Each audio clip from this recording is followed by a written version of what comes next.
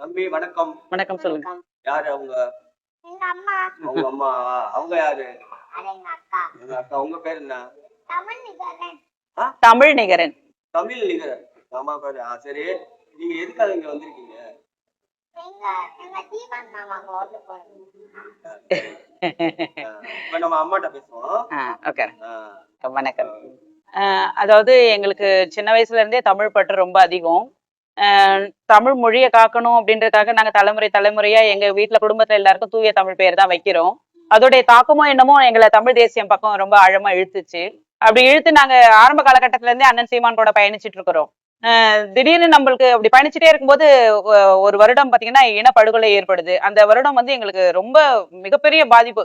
அது இன்னைக்கும் குடும்பத்துல பலரை இழந்த மாதிரியான உணர்வே இருக்கு. அந்த அந்த உணர்வை நாங்க என்னைக்கு உணர்ந்தோமோ அன்னையில இருந்து நாங்களும் எங்க குடும்பமா தான் வந்திருக்கோம். எங்க பாப்பா பேர் தமிழ் மகள், தம்பி பேர் தமிழ் நிகரன். தூய தமிழ் பேர் தான் வச்சிருக்கோம். நீங்க அதை பார்த்தா உங்களுக்கு தெரியும். மற்றவங்களுக்கு வேணா வெளியில இருந்து பார்க்கும்போது ஒரு இனத்தை அழிச்சிட்டோம் அப்படின்னு அவங்க சிங்களவர்கள் நினைச்சிருக்கலாம். இது கிட்டத்தட்ட ஒரு தலைவனை அழிக்க 9 நாடுகள்கிட்ட பிச்சை எடுத்து அவங்க ஒரு தலைவனை அழிச்சிருக்காங்க. அப்படி கிடையாது. நாங்க எங்க குழந்தைங்களுக்கு சின்ன குழந்தையில இருந்தே தமிழ் தேசியத்தை ஊட்டி வளர்த்துட்டே இருக்கோம். நாங்க நிச்சயமா எங்களுடைய தமிழ் தேசியத்தை வெல்வோம். அது வெல்றதுக்கான ஒவ்வொரு படிக்கட்டா நாங்க கடந்துதான் வந்துட்டு இருக்கிறோம். நிச்சயமா தமிழ் உணர்வை கடத்திருக்கோம், தமிழ் தேசியத்தை கடத்திருக்கோம். அண்ணன் சீமான் எதுக்கு ஆட்சிக்கு வரணும்ன்ற ஒவ்வொரு விஷயமும் அண்ணன் ஆட்சி வரைவுல கொடுத்திருக்கு. அத்தனை விஷயமும் எங்க பாப்பாவுக்கு தெரியும். நீங்க ஏதாவது 1-2 கேள்வி கேட்டீங்கன்னா கூட பாப்பா அவ்வளவு தெளிவா அதுக்கு பதில் சொல்லுவாங்க. அது அவங்க உணர்ந்து பல அரசியல்வாதிகள் பேசுறதுல இருக்கிற நல்லது எது கெட்டது எதுன்னு அவங்களுக்கு பகுத்து பார்க்கிற அளவுக்கு அரசியல் தெரியும். எங்க அண்ணன் சொல்வார் பெருமையா, பிள்ளைங்களுக்கு அரசியல் புகட்டுங்க, அரசியல் பழக்குங்க அப்படின்னு சொல்லுவாங்க. எங்க பாப்பாவுக்கு அரசியல் தெரியும். நிகரனுக்கு கூட அது சின்ன வயசுல 5 வயசா என் பையனுக்கு, அவனுக்குமே அரசியல் புரிதல் இப்பவே இருக்கு. 2017 இந்த கூட்டம் வந்து ஜல்லிக்கட்டுக்காக ஒன்னா கூடின கூட்டம் தான். இன உணர்வு, பாரம்பரிய உணர்வு, மரபு உணர்வு இந்த குழந்தைகளுக்கு விதையிலே விதைக்கப்பட்டிருக்கு தமிழ்நாட்டு பிள்ளைகளுக்கு. ஆனா அதை மெதுவா அழிச்சிட்டாங்க. அது அந்த நிச்சயமா உண்டு. அதுக்கு உதாரணம் தான் ஜல்லிக்கட்டு போராட்டம். அது யாராலையுமே தடுக்க முடியாத இன எழுச்சி இங்க எழுந்ததை உலக நாடுகளே பார்த்துச்சு. அப்படி ஒரு இன எழுச்சி எழுந்த 2026ல நாங்க ரொம்ப ஆர்வமா எதிர்பார்த்தோம். ஆனா இப்ப இந்த களம் வந்து திரை கவர்ச்சியால மூடப்பட்டிருக்கு. இது நிச்சயமா இன்னொரு 6 மாசத்துல நிச்சயமா புரிஞ்சுப்பாங்க. நிச்சயமா மக்கள் வந்து மாற்றம் வேணும்னு தானே ஓட்டு போட்டிருக்காங்க. அதாவது திமுக அதிமுகவுக்கு ஒரு மாற்றம் வேணும் தானே போட்டிருக்காங்க. நீங்க கேட்ட கேள்வி நல்ல கேள்வி. மாற்றம் வேணும்னு போட்டுதான் இந்த ஆண்ட கட்சிகளை புறம் தள்ளி இருக்காங்க. 50 வருடமா ஆண்டுக்கு எடுத்த கட்சின்னு நாங்க பதிவு பண்றோம். இந்த ஆண்டுக்கு எடுத்த கட்சிகளை புறம் தள்ளி இருக்காங்க. அதே சமயத்துல ஒரு சின்ன கலக்கம் அவங்களுக்கு இருந்துருச்சு. திரையில இருந்து வந்திருக்கிறாரு, இவர் நல்லது செய்வாரோன்னு அதாவது தமிழ் தேசியம் பத்தி அறியப்படாத இருந்த மக்கள் வந்து இந்த புதிதா வாக்களித்தவங்க அத்தனை பேரும் வாக்க செலுத்திட்டாங்க. ஆனா இந்த ஆட்சியில இருக்க குறை நிறைய நிச்சயமா எங்க நாம் தமிழர் கட்சி பிள்ளைகள் நாங்க நிச்சயமா விளக்குவோம். அதை ஒவ்வொரு தடவை விளக்கி வெளியில நாங்க எடுத்து சொல்லும் பொழுது நாங்க எப்படி மாறுபட்டு இருக்கோம். இந்த மாறுபாடுன்னு மாற்றம்னா உண்மையான மாற்றம்னா அது நாம் தமிழர் தான். எங்க அண்ணன் போராடாத நிகழ்வே கிடையாது, பங்களிக்காத போராட்டமே கிடையாது. ஈவன் மலை வளம், நிலவளம், ஆற்று மணல் வளம், இப்படி ஒவ்வொரு வளம், விவசாயம், இப்படி ஒவ்வொரு வளத்தை பத்தி பேசணும் அப்படின்னு சொன்னா அது நாங்க தான் உண்மையான மாற்று. அந்த மாற்று இந்த திரை கவர்ச்சி பக்கம் போன பசங்களுக்கு புரியல. அது இப்ப புரிய வரும் பாருங்க. அது நிச்சயமா இது நாங்க எப்பயுமே தோத்து போயிட்டதா நினைக்கிறது இல்லை. இதுவும் எங்களுக்கு அருமையான பயிற்சி தான். சோர்வு நிச்சயமா கிடையவே கிடையாது. எங்க அண்ணனுக்கு சுத்தமா சோர்வு கிடையாது, எங்களை மாதிரி பிள்ளைங்களுக்கும் சோர்வு கிடையாது. என்ன நாங்க அந்த ஒரு நாள் வேதனைப்பட்டோம், அந்த மக்கள் புரியாம இருந்துட்டாங்களேன்னு வேதனைப்பட்டோம். அடுத்த நாள் மீண்டும் எழுந்துட்டு வந்தோம், இங்க வந்து நிக்கிறோம். எதுக்கு என்னுடைய கடமை, நான் ஒவ்வொருத்தவங்களுக்கும் அதை தனித்தனியா விளக்குறேன். இனம்னா என்ன, மொழினா என்ன, மொழியோட பாரம்பரியம்னா என்ன, அது எவ்வளவு ஆழ்மை, எவ்வளவு தொன்மையானது, நம்ம ஏன் இப்படி ஏமாந்து நிக்க கூடாது, ஏன் திரை கவர்ச்சியில இருந்து விலகி நம்ம நிக்க வேண்டியது என்ன அவசியம் இருக்குன்னு சின்ன குழந்தைங்களுக்கு கூட எடுத்து சொல்றேன். முக்கியமா இப்ப 8வது 10வது படிக்கிற பசங்களுக்கு நான் இந்த 15 நாளா நான் பேசுறேன். அவங்களுக்கு இப்பதான் இந்த இனப்படுகொலை நடந்ததுன்றதே தெரியுது. ஓ அப்படியா, இப்படி நடந்திருக்கா, நம்மள அழிச்சிருக்காங்களா அப்படின்றது புரியுது. அப்ப இதை யாரோ சொல்ல மறந்துட்டாங்க. அதுதான் பிரச்சனை. நீங்களும் வந்து இலவசங்கள் கொடுத்திருந்தா ஒரு இடத்தை பிடிக்க வாய்ப்பு. இலவசங்கள்ல எங்களுக்கு உடன்பாடு இல்லைங்கய்யா. அதாவது நாங்க ஆண்ட பரம்பரைங்க. நாங்க கையேந்தி வாழ்ந்த பரம்பரை கிடையாது. தமிழ்ல எப்படி சொல்லிட்டு இருந்தாங்கன்னா, நீங்க யாருமே கூட்டணி போங்க, ஒரு 10 இடம் வரலாம் அப்படின்னு சொல்லிட்டு இருந்தாங்க. அது என்னன்னா இப்ப இலவசங்கள் கொஞ்சம் யாராவது கொடுத்துருந்தீங்கன்னா இப்போ உதாரணத்துக்கு கோயம்புத்தூர் பகுதியில பாத்தீங்கன்னா செந்தில் பாலாஜி போட்டியிட்ட பகுதியில என் தம்பி பேரறிவாளன் பங்கேற்றாரு போட்டியில 5500 ஓட்டுகள் தான் வாங்கியிருக்காரு. அந்த வாக்கை பத்தி அந்த 5500 வாக்கை பத்தி அவர் எடுத்து சொல்லும் பொழுது தாய்ப்பாலுக்கு நிகரான சுத்தமான தூய்மையான வாக்குகள்னு சொல்றாரு அவரோட பேட்டியில. அப்படி ஒரு தூய்மையான இந்த இனமான உணர்வு இருக்கவங்க வந்து ஓட்டு போட்டிருக்கோம்னு நாங்க பாக்குறோம். எங்களுக்கு இலவசத்தை கொடுத்து இந்த ஓட்டுகளை வாங்கணும்னு அவசியம் இல்லை. நாங்க மக்களுக்கு இதை புகுத்துவோம். நிச்சயமா இளம் பிள்ளைகளுக்கு இந்த அடுத்த தலைமுறை பிள்ளைகளுக்கு இப்ப இந்த காலகட்டத்துல புகுத்த வேண்டிய கட்டாயத்துல நாங்க இருக்கோம். அது இன்னும் கொஞ்சம் இறங்கி ஆழமா செய்வோம். அது இலவசம் அப்படின்றது வந்து காசு இல்லாதவங்களுக்கு தான் நிறைய தேவைப்படும். எளியவங்க இருப்பாங்க, அன்றாட காத்திருப்பாங்க, அவங்க வந்து அந்த இலவசங்களை எதிர்பார்ப்பாங்க. ஏதோ இன்னைக்கு நம்மளுக்கு மாசம் ஆச்சுன்னா ஒரு 2000 ரூபாய் வருது அப்படின்னு. நல்ல கேள்வி. வாக்கு உங்களுக்கு கிடைக்குமா? நல்ல கேள்வி கேட்டீங்க நீங்க. இப்ப அதாவது எங்க அண்ணன் ஆட்சிக்கு வந்தாருன்னா அவர் கொடுக்குற இலவசத்தை மக்கள் அனுபவிப்பாங்க பாருங்க. அப்பொழுது வந்து அவங்களுக்கு இந்த மாதிரி 1000 2000 இலவசத்தை மனசு தேடாது. அது எங்க அண்ணன் கொடுக்கக்கூடிய இலவசங்கள் என்னன்னு கேட்டீங்கன்னா தூய்மையான மருத்துவம். தலைவலி காய்ச்சல்ல இருந்து கேன்சர் மருத்துவத்துக்கு வரைக்கும் அவர் இலவசம் கொடுக்குறாரு. அப்போ இவங்க இந்த 2000 மாசம் 2000 வாங்கிட்டு பல கோடி ரூபாய்க்கான மருத்துவத்தை வந்து இழக்கிறாங்க. அவங்களுக்கு அதோட அருமை தெரியல. இவங்க வீட்டுல ஒரு கேன்சர் வந்து ஒருத்தவங்க இறந்து போயிட்டாங்கன்னா அந்த நோயால இவங்களை காப்பாற்ற முடியலேன்ற வருத்தம் வந்து அவங்களுக்கு புரியல அவங்களுக்கு. இது இப்ப நம்ம விவசாய சின்னத்துக்கு வாக்களித்து நாம் தமிழருக்கு வாக்கு செலுத்தி இருந்தோம்னா இவ்வளவு பெரிய மருத்துவம் வந்து இலவசமா நம்மளுக்கு கிடைச்சிருக்கும் அப்படின்ற அருமை புரியாத மக்கள் தான் இலவச நாடி போறாங்க. அதையும் நாங்க கட்டாயமா இந்த இலவசத்துக்கான மாற்று எது, உண்மையான மாற்று எது நாங்க புரியுவோம். தூய குடிநீர் இலவசம்னு சொல்றோம். இப்ப எல்லார் வீட்லயும் அந்த பைப்பு அதாவது குழாய்கள் வந்து பொருத்தப்பட்டிருக்கு. இன்னும் 6 மாசம் கழிச்சு அதுக்கு பில்லு வரும். அந்த பில்ல கட்டும்போது மாசம் 2000 கட்டுவாங்க. இப்ப இந்த மாசம் கொடுக்குற 2000 இவங்க கொடுக்குறாங்க பாருங்க இலவசம், அதுவும் இதுவும் நிகராவே இருக்கும். நாங்க குடிநீர் இலவசமா தூய குடிநீர் கொடுக்குறோம். எத்தனையோ கிராம பகுதிகள்ல குடிநீர் இல்லாம இருக்கு. அது புரியல மக்களுக்கு.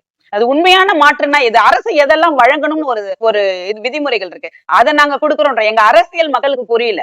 எங்களுடைய அரசியலை நாங்க புகட்ட வேண்டியதுதான் எங்களோட கடமைன்னு நான் நினைக்கிறேன். புதிய மாற்றம் வேணும்னு நினைச்சு படித்தவர்கள பெரும் பட்டப்படிப்பு மெத்தப்படிப்பு படிச்சவங்க எல்லாம் வந்து வாக்கு செலுத்திருக்காங்க. நிச்சயமா செலுத்திருக்காங்க. அதாவது படித்தவங்க எல்லாருக்குமே வந்து அரசியல் புரிஞ்சிருக்குன்னு சொல்ல முடியாது. இப்ப உதாரணத்துக்கு ஒரு 10 வருடத்துக்கு முன்னாடி எனக்கு அரசியல் ஈடுபாடு கிடையாது.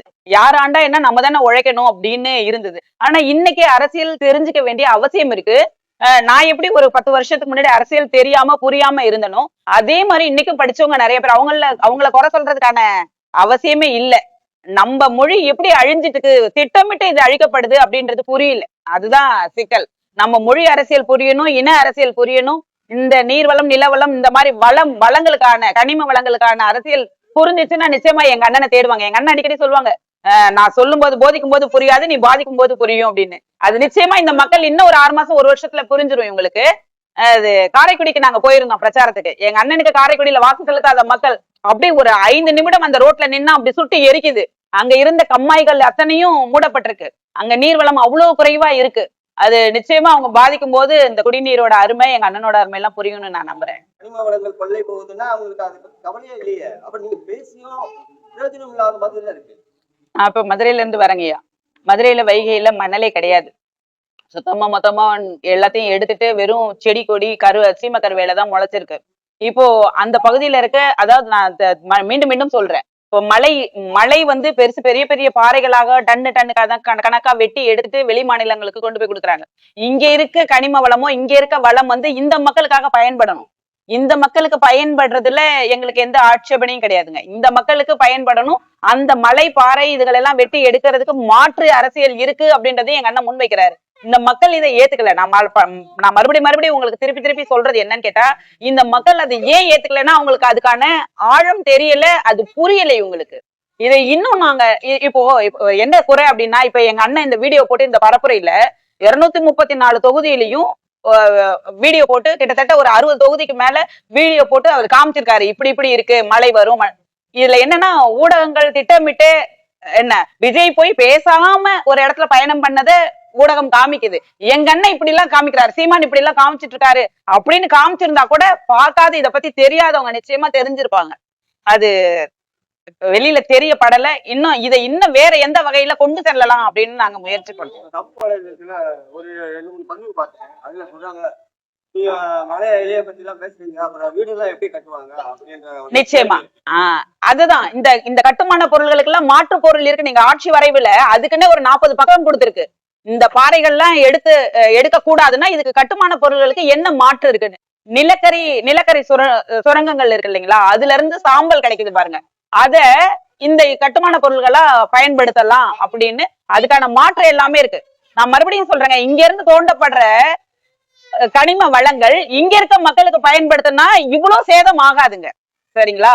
இது பல டன் கணக்குல எடுத்துட்டு போய் மற்ற மாநிலங்களுக்கு வியாபார நோக்கத்தோட கொடுக்கும் பொழுது அது கிட்டத்தட்ட ஒரு 30 வருடங்கள்ல அழிய வேண்டியது 3 மாசத்துல அழிஞ்சு போயிடுது. நான் சொல்ல வரேன், எல்லாத்துக்குமே மாற்றம் இருக்குங்க. இப்ப அரசு சில குடியிருப்பு இல்லாத பகுதிகளுக்கு அரசு குடியிருப்பு கட்டி கொடுக்கப்படும் எங்க அண்ணன் சொல்றாரு ஆட்சி வரல. அந்த வீடுகள் எந்த மாதிரியான மெட்டீரியல்ல கட்டி கொடுக்கப்படும்ன்றது முதற்கொண்டு சொல்றாருங்க.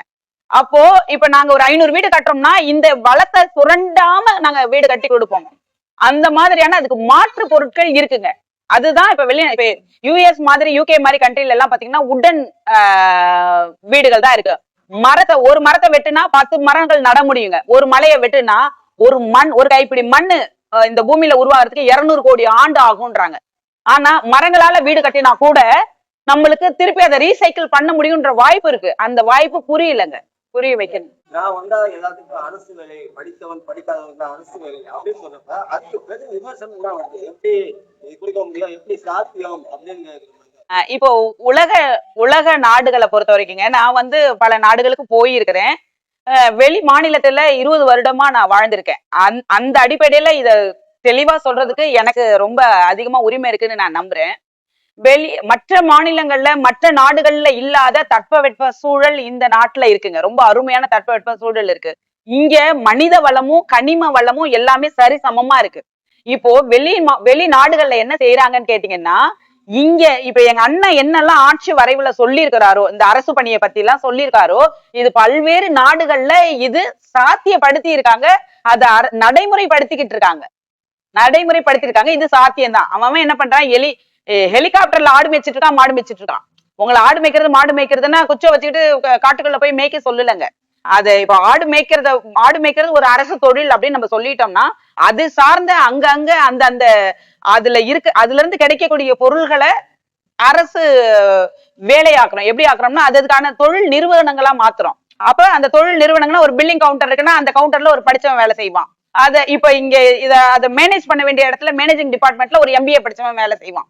அப்படி அவங்கவுங்க படிப்புக்கு தகுந்த வேலைகளை அங்க நாங்க கொடுப்போம் அப்படின்னு தான் சொல்றோமே தவிர, ஆடு மேய்க்கிறது மொத்தமா படிச்ச MBA படிச்சவனை போய் ஆடு மாடு மேய்க்க சொல்லலைங்க. அதை அவரை விமர்சிக்கிறவங்க அதுல அவர் சொல்ற விஷயங்களை தெளிவா உள்வாங்கிக்காம சொல்றாங்கன்னு தான் நான் கருதுறேன். இப்போ மாற்றத்தை விரும்பக்கூடிய இந்த தமிழக மக்களுக்கு என்னுடைய அன்பான ஒரு கருத்தை உங்ககிட்ட முன்வைக்கணும்னு நான் கருதுறேன். மாற்றம் அப்படின்னா நீங்க நினைக்கிற மாதிரி அதாவது ஒரு தலைவனை தேடணும் அப்படின்னு சொன்னா நீங்க திரையில இருந்து தேடி இருக்கீங்க. அவர் திரையில பாத்தீங்கன்னா அவருடைய எல்லா செயல்களையும் அவர் மக்களுக்காக போராடின செயல்களாகவும் இல்ல அவர் எப்படி எல்லாம் நடிச்சாரோ, மக்களுக்காக எப்படி போராட்ட களங்கள்ல திரையில நின்னாரோ அதை நீங்க ஒரு புரட்சின்னு நினைச்சு தேடி இருக்கீங்க. ஆனா உண்மையாலுமே மக்களோட மக்களா ஒரு நாயகனா கிட்டத்தட்ட ஒரு 15 வருடமா இந்த பூமியில இந்த தமிழக மக்களுக்காக போராடிக்கிட்டு இருக்க எங்க அண்ணனை நீங்க மறந்துட்டீங்க. எங்க அண்ணன் நான் சொல்றது செந்தமிழன் சீமான் அவர்களை நான் சொல்றேன். நீங்க மாற்றத்தை தேடி ஒரு மாற்று அரசியலை உருவாக்கி இருக்கீங்க. நாங்க அதை முழுமையா வரவேற்கிறோம். அது மிகவும் சீரும் சிறப்புமா நடக்கிறதுக்கு நாங்களும் ஆசைப்படுறோம். அதே சமயத்துல நீங்க இனிமேலாவது அரசியலை உற்று நோக்குங்க, உற்று கவனிங்க. நாங்க என்ன மாதிரியான எங்களுடைய கொள்கைகளை முன்வைக்கிறோம், அந்த கொள்கையில எது சரி இருக்கு. அதாவது கண்மூடித்தனமான படித்தவங்க படிக்காதவங்க எல்லாருமே ஒரே விஷயத்த கண்மூடித்தனமா நம்பி அதன் பின்னாடி நீங்க போகாதீங்க. அது அதாவது படித்தவங்க கற்க கசடர கற்பவை கற்றபின் நிற்க அதற்கு தகன்னு 2000 வருஷத்துக்கு முன்னாடியே திருவள்ளுவர் சொல்றாரு. அதாவது படிச்சு தெளிந்து அதன் வழியே நில்லு அப்படின்றாரு. அப்ப நீங்க என்ன பண்ணணும், ஒரு விஷயத்த தெளிவா தெளிஞ்சு அதன் வழிதான் நீங்க நிக்கணும் அப்படின்னு நான் அன்போட வேண்டி கேட்டுக்கிறேன். நாங்க உங்களுக்கான மாற்று அரசியல்ல கடந்த 15 வருடமா உங்களோட முன்வைத்துக்கிட்டு இருக்கோம். நாம் தமிழர் கட்சியின் பிள்ளைகளாகிய நாங்கள் உங்களுக்கு இந்த அரசியலுடைய வெளிப்படையான தன்மையை நாங்க உங்க முன்னாடி வைக்கிறோம். எங்கள் மேல இருக்கிற விருப்பு வெறுப்பெல்லாம் ஒதுக்கி வச்சுட்டு நாங்க சொல்றதுல இருக்கிற நல்ல கருத்துக்களை கொஞ்சம் ஆராய்ந்து சீர்தூக்கி பாருங்கன்னு நான் வேண்டி கேட்டுக்கிறேன்.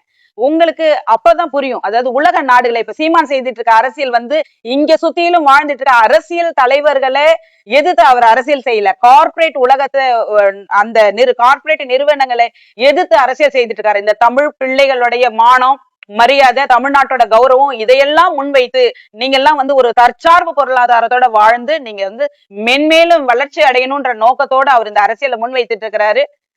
அவரை எத்தனையோ முறை நீங்க கைவிட்டுட்டீங்க. இனிமேலாவது கூர்ந்து கவனிச்சு அவருக்கு வாக்கு செலுத்துவீங்கன்னு நாங்க நம்புறோம். நாம் தமிழர்.